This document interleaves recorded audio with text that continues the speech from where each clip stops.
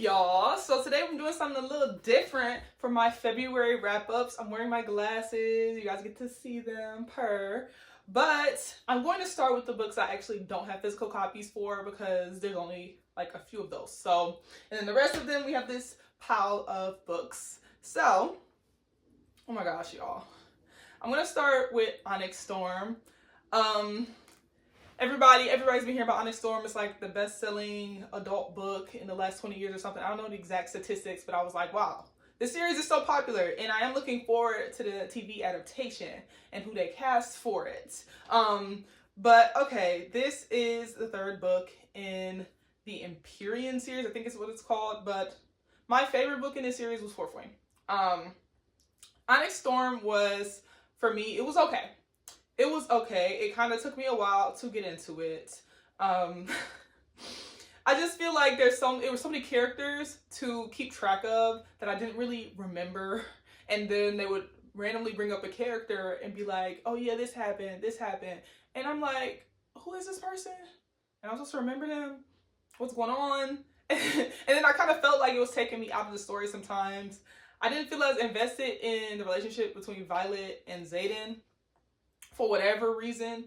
And it was just a lot. It was a very thick book. There was a lot happening. I think I gave it like 3 stars. Obviously, I'm probably going to continue reading the series because I feel like I like the core characters. I love Rhiannon. And I obviously want to see where things go. And I don't want to spoil anything, but there was just so much hype about Onyx Storm. I was like, I have to hurry up and read it before somebody spoils it for me on the internet, okay? But yeah, it wasn't my favorite in the series. I feel like it was a little better than Iron Flame for me. Iron Flame was pissing me off because of some of the things that was happening in that book. But yeah, I was just happy to get that book over with so I could move on. But yeah, it's one of the few romantasy series that I'm reading right now. So, you know, it's still a lot better than other romantasy series that I've tried. I just think sometimes a lot of the series feel very tropey. So yeah, but I am pretty much invested in this series more than others because it really reminds me of like 2010's dystopian series that I liked. So yeah, that was Onyx Storm. I'll give it about 3 stars. Our next book is Backhanded Compliments by Katie Chandler. This was actually an ARC, so the book doesn't come out until June, but I was kind of excited because it's like tennis romance, but it has magical realism or fantastical twist where the 2 main characters are soulmates, and so people have soul marks basically in the book. And the 2 main characters, it's kind of like an enemies to lovers kind of dynamic. They have each other's soul marks. And so basically it's like, I think it's supposed to add stakes to the love story. For me, I feel like you will enjoy this book if you were a fan of the homoerotic tension in Challengers, because that's what it was giving, except more like girls. There were some parts that were tennis heavy. So I just feel like if you're a tennis fan or if you like Challengers, that would definitely be for you. It was really easy to read. I know it's the author's debut, so that's pretty cool. And I don't want to say too much because, again, it was just an ARC, but I enjoyed it and I finished it pretty quickly. So yeah, look out for that in June when it comes out. So now let's get to the physical books I have. So y'all know it's Black History Month. So I actually read some pretty interesting Black books. Actually, I was low-key struggling to find what I wanted to read. So first off, I'm going to start with this. This is a historical romance. An island princess starts a scandal by Adriana Herrera. This is the second in a series. And I really love this series. It's like basically like this Afro-Latina group of friends. So the first book followed one of the friends, and this one is a lesbian main character who is pretty much, they're all in Paris, and she wants to have like this last hurrah before she goes into this marriage that she's pretty much doing for convenience and for her family to be financially secure. And so she meets this woman and she's trying to have a raunchy Paris summer, and she ends up falling for this woman. It's basically like, obviously in this time period, it's like in the 1880s, it's like talking about the racial dynamics, obviously the dynamics of them being queer at this time. And I just love the Paris setting. I feel like I'm learning so much about history when I read these books. And the characters are really likable. It's very feminist.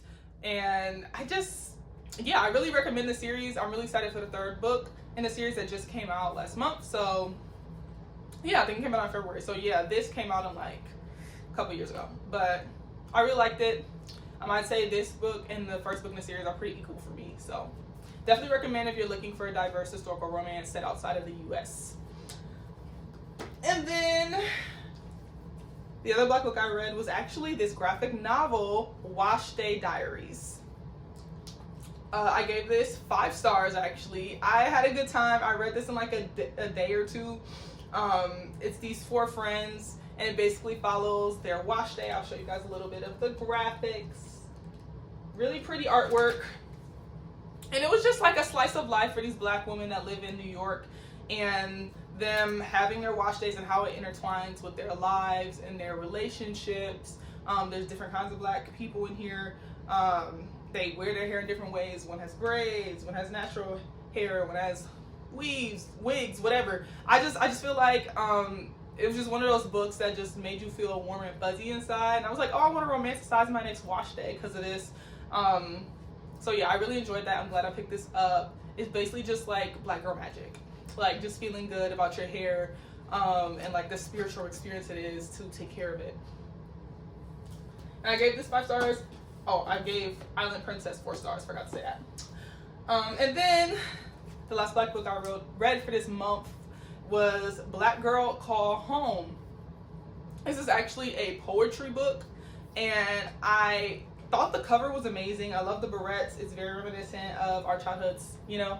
And I was just like, I just want something that feels light, and that kind of talks about Blackness. I think the author is Black and queer, so I was like, okay, let's check this out. And there's just a lot of poems here. She uses like pop culture.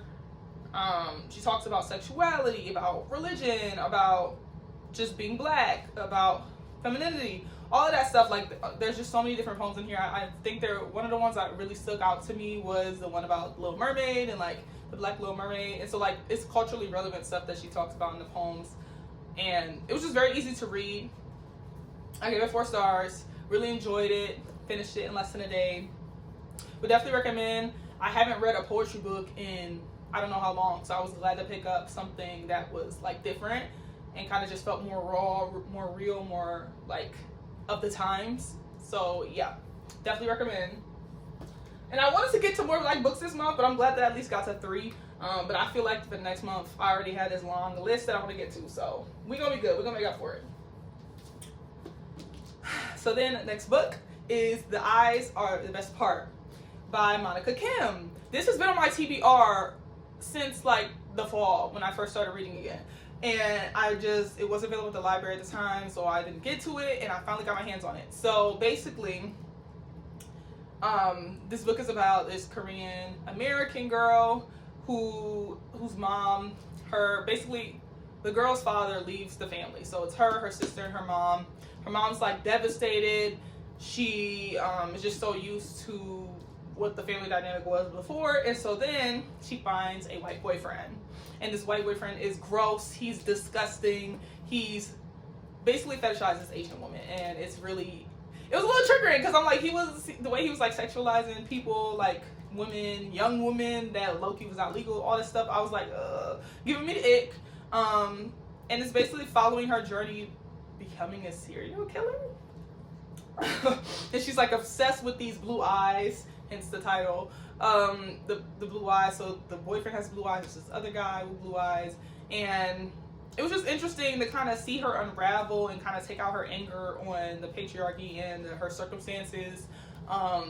Really easy read, short chapters. I've been reading a lot of horror lately and leaning more towards horror, so I wanted to pick this up, especially from a diverse perspective, and I definitely recommend it. I think I gave it like 3 stars, but it's more like a 3.5, 4, so. Yes, and then this beautiful graphic novel. I was reading a lot of graphic novels this month, as you can see. But this is Under the Oak Tree, the comic. I own the prose version, but I wanted to read the graphic novel because I loved the book version. So this, oh, the art is so pretty. You can barely see it, but yeah, it's a little example of the art. But yeah, so I already knew what the story was, obviously, but I wanted to see the graphic novel version. I get this a 5 stars because I love the story. But if I know I read the first book in January, or the prose version in January, so it hadn't been that long since I had read it, so the story was still kind of fresh in my mind. It was a good sweet spot. But basically, it's, if you're unfamiliar, I definitely recommend. It's based off of like a manga, not manga, but like a digital comic, and so you can find like the full story online, and they made print versions. But basically, the main character is this girl with a stutter, and she enters into this marriage with this knight. She's royalty, and the knight is lowly at first, but then he goes in this really big battle, he wins, and he becomes this like storied, like really revered fighter. And so now he's rich as well, and he really and it's like basically their love story, and how she's been mistreated by her father and always kind of been like the sister that's like kind of forgotten, even though she's the oldest. And just like her, it's like a coming of age story for her, and also her having this love and learning about love with her husband. And I just really love it. It's so like simple, and I feel like it would make a really good K-drama. Yeah, definitely recommend. 5 stars. Another graphic novel. This is the last one though, I promise. So this is called When I Arrived at the Castle by Emily Carroll. I read this in like 20 minutes. Very, very, very short. But this is like a sapphic vampire sort of horror graphic novel where basically this like woman, cat-like woman, or she has like cat ears or something. Basically, she goes to this castle. It was a very quick story.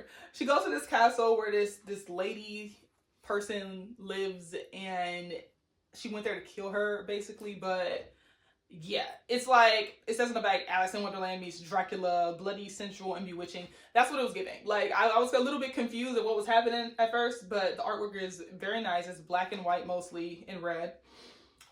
And it's a quick read if you like vampires and sapphic stuff and creatures and horror stuff. I definitely recommend it. Yeah, it was a little chaotic. It's a little chaotic, but it was, for a horror graphic novel, it was pretty good, I would say. I think I give it like 3 stars, but I'm a little bit of a harsh judge with ratings, so I feel like don't take my ratings that seriously. But yeah, very, very quick read. Definitely adult though, because some of the art was like, oh. And then the last book I read is Comfort Me with Apples by Catherine M. Valence. This tiny little book had a very, very, very surprising twist. And I'd heard that from other people. I'd seen reviews like that, so I was like, I want to see what this twist is. So that's why I read it. It's only like 100 pages. I'm really glad that I read it. I don't want to say, it's one of those books you should go into not knowing about the plot. All you really need to know is everything is perfect. Is this woman living a perfect life with her perfect husband in this perfect place.